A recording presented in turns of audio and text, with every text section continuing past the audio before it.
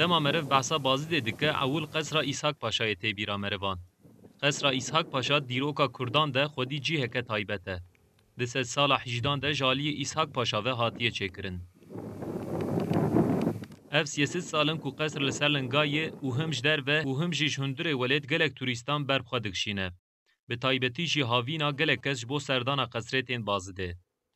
ایروش بو کو قصر ایسحاق پاشا زرار نبینل در دوراوی کامرا هاتنه بچی کرن و 24 ساعتان جالی وظیفه‌داران و تشوپاندن. قصر ایسحاق پاشا دا حشب هندر دا حشب جدر و تv 16 kamera evlikari heye 24 saat ber devam em vana seyir dikin kamerayı me qesda İshak Paşa anagori revşe hevayı xo ayar dikin çarhab kamerayı me qasib 5 kilometre nezik dikin hem jî hareket vana heye ev dîmen 6 maha dikarin bên veşartin.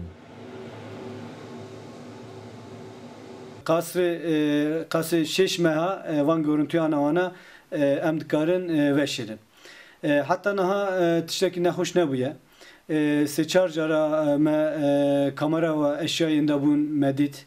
Yekşi ber qasri kiko araca xo hani em güvenliği ana jî dikarin çekin. Wezîfedarekî ewlehiyê dibêje bila ev qesir ji gelê Kurd re bimîne. Qesra İshak Paşa em dixwazin bira milletê me re bimîne. Bi saya kamerayên ewlehiyê qesra İshak Paşa dê baştir bê parastin.